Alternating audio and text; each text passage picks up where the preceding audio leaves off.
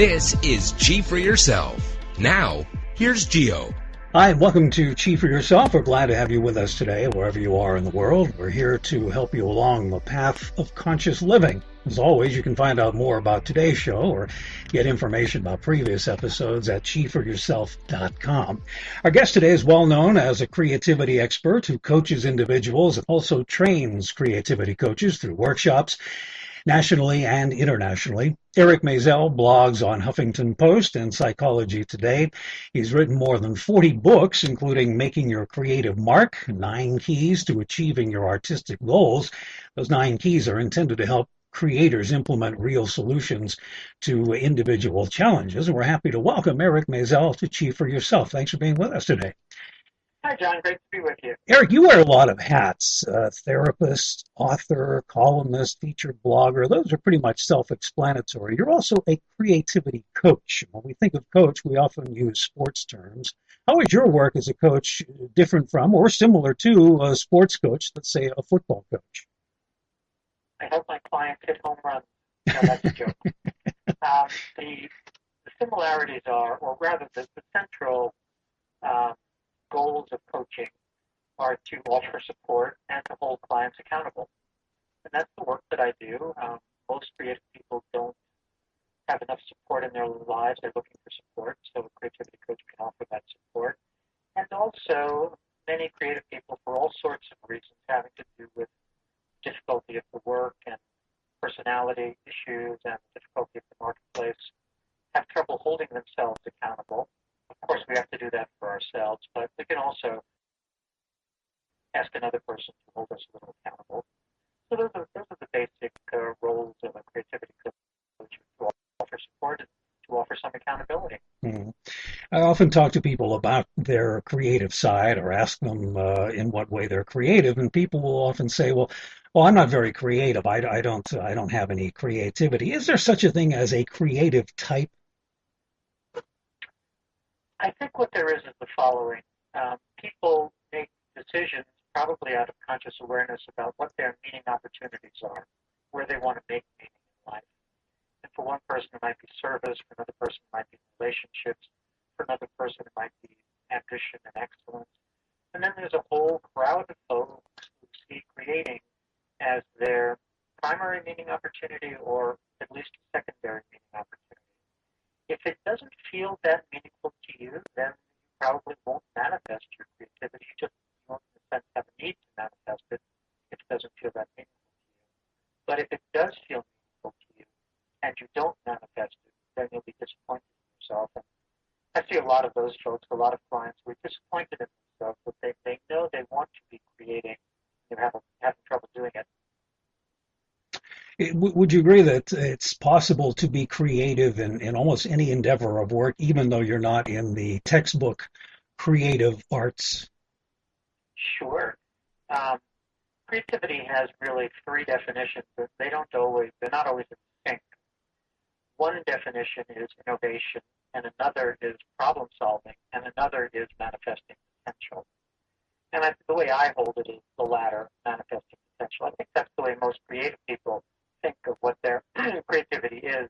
It's the way they make use of their inner resources of their mind and their heart and their hands and their imagination.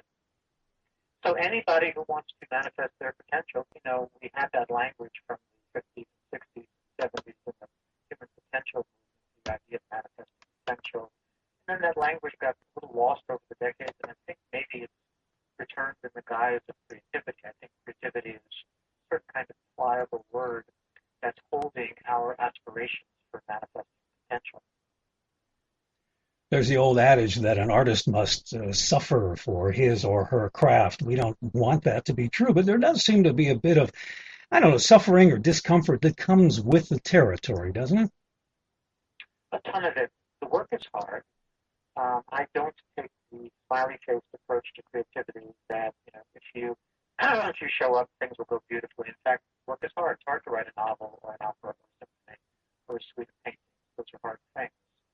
So there's that suffering, the suffering of going into the unknown each day, the suffering of choosing. Choosing provokes anxiety, and the creative life is one choice after another.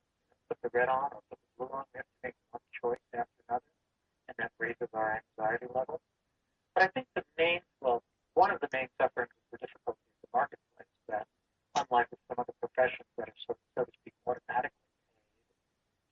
very hard to make a living in the arts. So most creative people need to make money from some other way, from a day job, or from a second career, what have you. So there's that, so to speak, simple suffering, not making enough money from your work. But the main suffering is existential suffering, existential sadness, where folks stop believing that their work matters. They're not sure that their work or their efforts matter. And this happens to creative folks all the time, where they think, "Well, who really needs another image, another photograph, or another poem, another this, or another that? Why am I spending all of my time doing this?" And they can get to an existential sad place pretty often, pretty easily. So to make that long story, let me just add one other, and that Sure. is creative people tend to come with pretty large appetites. That's who we are. And that's fine if it's an appetite for work, but if it's an appetite for alcohol or cocaine or what have you, then we may be sliding in the direction of addiction. So there's that suffering too that a lot of creative people face, the suffering of addiction. In fact, I think maybe only two of our Nobel Prize winning authors weren't alcoholics. So there's a pretty close relationship between having large appetites and being in danger for an addiction. So that's maybe the short list, not the long list, of why suffering seems to be part of the creative person's life. I would think too that the ego plays a part in this too, the ego chatter, and I would think that creative people have their own kind of chatter. The ego supposedly being a protective device. What kind of things will the ego, what kind of tricks will the ego play on the creative person? Well, it's interesting because, as I say, many creative people feel like their efforts don't matter, but conversely, because we've had 200 years of the, so to speak, reign of the individual, the exaltation of the individual, most creative people also do have that Western ego, that grandiosity piece, that arrogance piece, that narcissism piece, which doesn't fit that well, doesn't fit that easily with the counter feeling that their efforts don't matter and that they don't matter. I call this the God bug syndrome, where creative people often feel like on the one hand they're gods, and on the other hand that they don't matter at all, that they're bugs. That's hard to hold both of those in your being without being kind of constant inner conflict about who you are and what you're doing. As to mind chatter, the first key in the book is the mind key because I do think it's the most important. I think how we speak to ourselves and what we're thinking do amount to the most important features of improving our personality, upgrading our personality. And one of the things that I try to tell clients all the time is that they don't need to be held hostage by even true thoughts. True thoughts often don't serve us. If you think something, if you have a thought like, boy, there are a lot of writers out there, that's a completely true thought, indisputable. There are a lot of writers out there. But it may not be serving you to think that. That may, in fact, defeat you in a day or two. If you're holding on to that thought day after day, boy, there are so many writers out there, I'll guarantee you that by the third or fourth day, you're going to stop working on your own novel. So we have to do a better job of getting a grip on our own mind. We have to think thoughts that serve us. And it's not so terribly hard to do unless you're not in the habit of doing it and sort of not equal to the task of doing it. I want to look at the nine keys a little closer in a moment, but first I'll look at I guess the MO of the person who's lived the workaday life for so many years, teacher, office worker, or a white or blue collar worker. Now he or she feels the tug of a creative urge and wants to go in a different direction. I guess it could feel like some sort of midlife crisis to some. Why do some of us find ourselves wanting to segue out of the comfortable and familiar life and into a less certain creative life?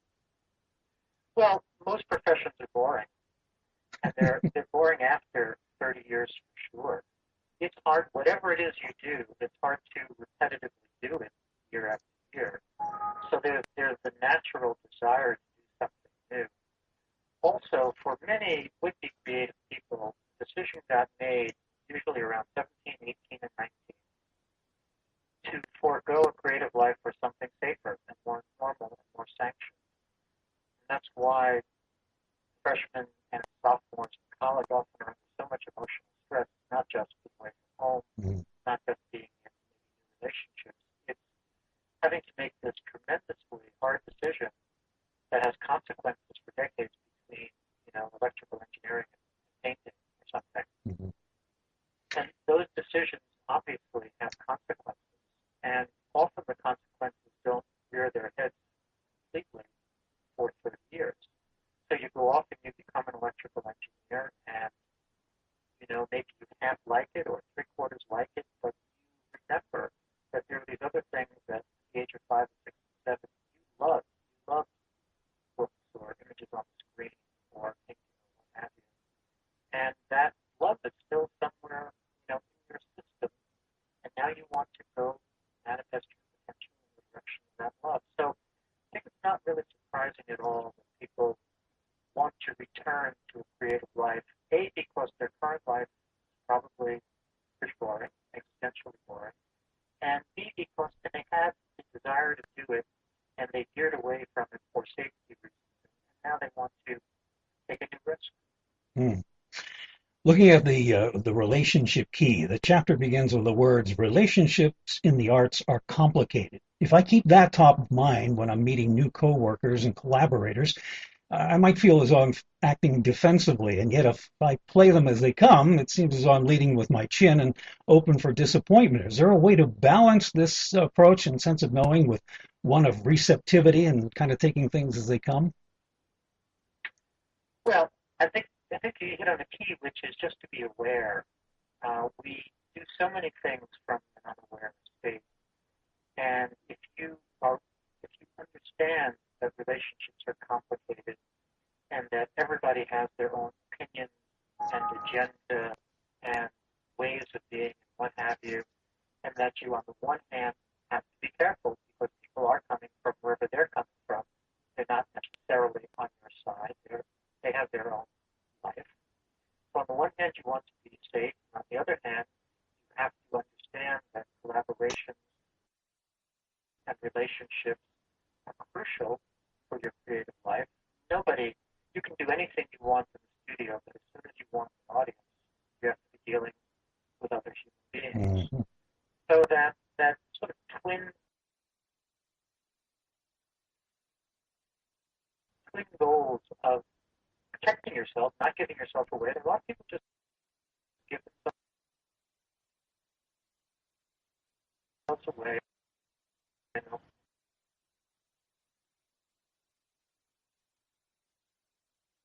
Say yes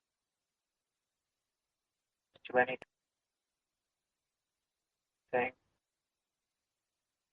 Maybe because nothing is going on that's so interesting to them that some crazy drama is almost more interesting than what's going on for them. So a lot of people will give themselves away. We have to be careful not to give ourselves away, but at the same time be open to relationships because we need them. Our guest on this Chief for Yourself is Eric Maisel, author of Making Your Creative Mark, 9 Keys to Achieving Your Artistic Goals.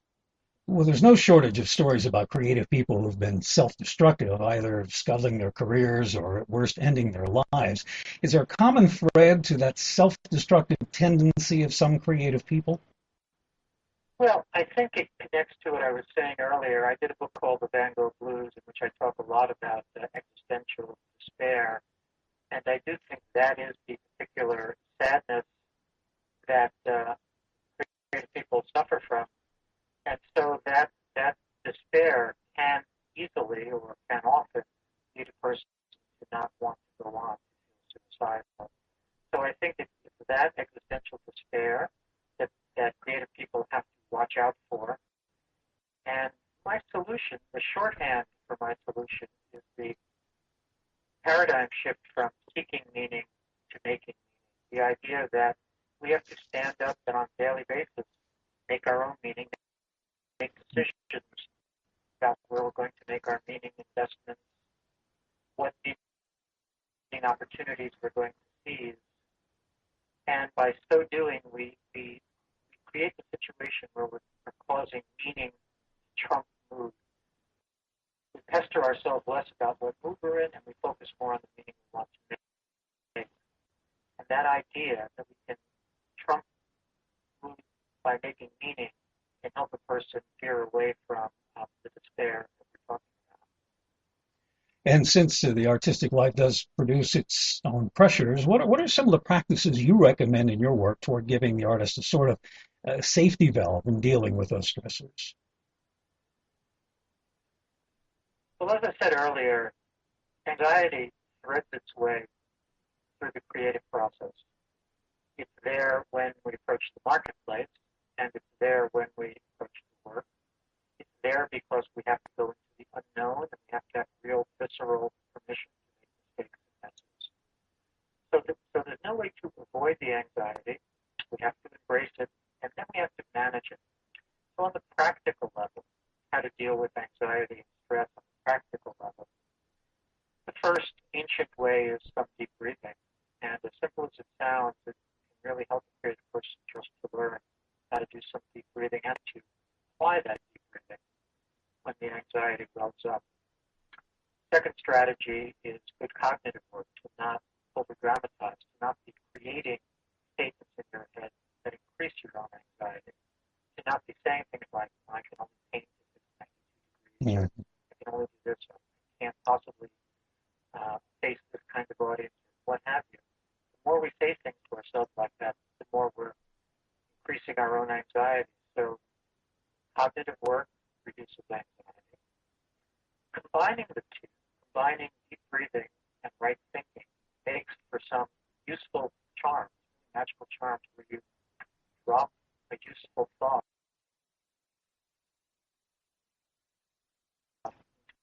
with deep breath and create your own kind of centering or calming charm. And the phrase might be something like, I feel supported, or completely stopping, or perfectly okay. Some phrase that fits into a deep breath. If we say these phrases to ourselves and do the deep breathing associated with thinking, then we manage to reduce our anxiety. There are all kinds of relaxation techniques that a person can engage in, from something as simple as rubbing your shoulder to complex guided relaxation techniques. There's a whole category of anxiety management techniques called discharge techniques, which really have to do with somatic answers to anxiety, where you even sometimes just simply move about. A lot of anxiety for performers is what's called inhibited flight. It's the feeling that you're trapped in the green room on the wings. And what can help with anxiety like that is just moving, just taking a step here or there, which breaks the spell of feeling like you're trapped. So I can go on. There are about 20 categories of anxiety management tools, but the headline is you need some. A creative person really needs to own one or two anxiety management techniques that they know how to use on a regular basis. It's one thing to have a meditation practice or a Tai Chi practice or any kind of practice, but if that practice doesn't help you when your anxiety is actually risen, when you have to make that phone call to a literary agent or some other situation like that, then you don't really own an anxiety management strategy. You may have a wonderful practice, but not a strategy that you can employ in the moment. So I think that a key for a creative person is to not just read about or learn about anxiety management strategies, but practice and own one or two. Looking at another old cliche, I guess, is that we need to have some sort of performance anxiety. Some of the old timers in the business will say, well, if you don't have the jitters, then you ought to get out of the biz. I mean, can we really expect to have some jitters? Is that a good thing if we don't have them? Are we kind of drifting away, or how can we bring ourselves back? It's complicated because it depends why we're not having them. If we're not having them because we keep repeating ourselves and we're no longer thinking about anything, but we just are running a tape, well, that's not so wonderful. But if it's just that we've gotten so practiced, so calm, that we can in fact be present in the moment and not experience anxiety, that's wonderful. So the jitters per se are not great. As you know, the world's number one phobia is public speaking. Mm-hmm. People have difficulty putting themselves out there. They have difficulty saying even 2 sentences at work. So we know that it's a severe problem, and for many performers, it's a severe enough problem that it prevents them from pursuing their career. So I don't think there's anything really particularly good about the jitters, but it does matter how we get rid of not have the jitters because you medicated yourself in a certain way or because you're just repeating yourself. But it would be great to not have the jitters because you've actually talked yourself down from the anxiety. You're not holding the performance as a life or death. You've figured out how to be in the world in such a way that you're actually calm. That would be wonderful. I can remember taking an acting class years ago where on the first day, everyone stood up in front of the class, stated their name, and followed the name with, "I am an actor." And it was amazing how difficult it was for each one of us to actually say that, even though we had aspired to do this for so long. What is it that makes us want to hold back like that? Is it just shyness, or do we not believe in ourselves? We don't believe in ourselves. That's right. I have a whole key on the identity key, and that's what you just spoke to. Most creative performing artists, most creative people, and especially most would-be creative people who haven't quite put in the time yet, have tremendous trouble saying, I am a whatever, writer, painter, actor. I had the experience of doing a keynote at a writers' conference, maybe 500 writers at the conference. And I gave my keynote, and then the next day I was sitting in the audience listening to somebody else's keynote, and that person asked a nice question. How many people in the audience identify as writers? So you'd think in this audience of 500 folks, 500 hands would go up. 2 hands went up, my hand and the hand of another rather well-known author. And the other 498 writers who were in fact writers, who wrote all the time, could not raise their hand in answer to the question I was. So whatever is causing this difficulty, it's what really sounds surprising that somebody who has done so much work, or maybe has an MFA in writing, or written 160 poems, whatever, can't get identified as an artist. And so we need to consciously do that. We need to fake it until we make it. We need to be saying, I'm a writer, or I'm an artist, even if we're only 1/4 believing it. Because if we're not saying that internally, we're really weakening ourselves, and we're probably causing ourselves to block. Something that could escape our thinking about the creative life is the artist's relationship to his or her culture and society, the societal key, one of the 9. How does that come into play?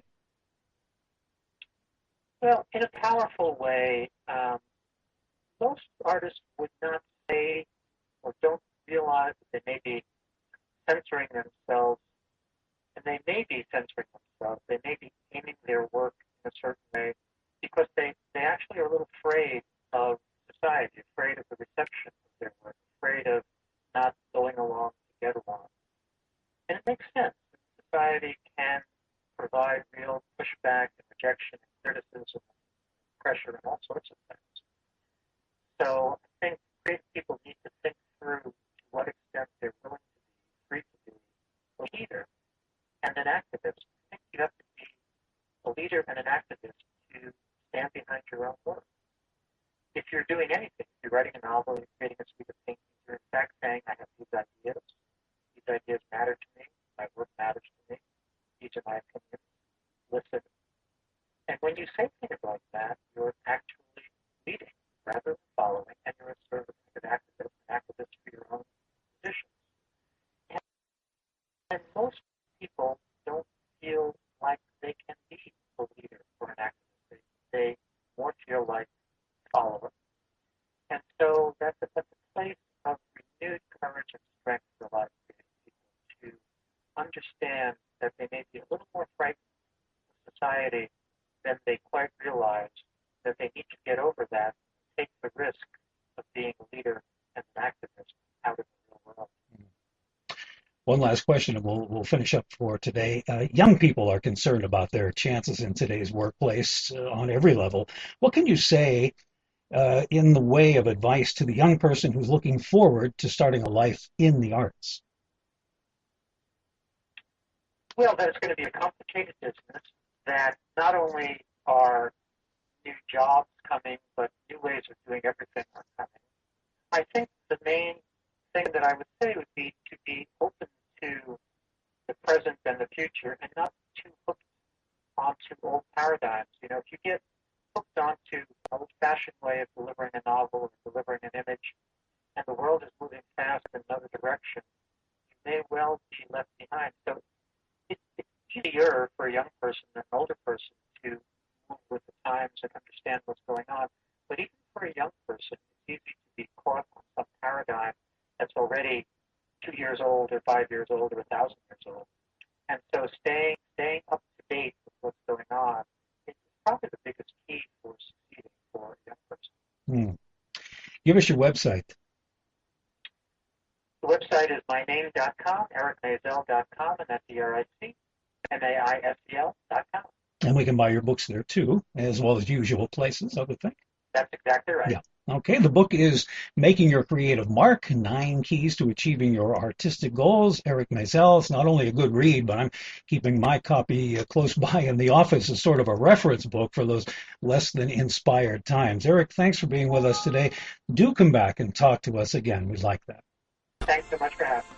Eric Maisel. We will link to Eric Maisel's website at chiefforyourself.com. When you go there, you'll be able to hear previous episodes of Chief for Yourself. We're also heard on Podomatic.com, TalkShoe.com, DivShare.com, and other podcast hosts too. We're heard on Blog Talk Radio as well. You can link to our BTR page at chiefforyourself.com. That's all we have for you today. Be well. I'll talk to you soon.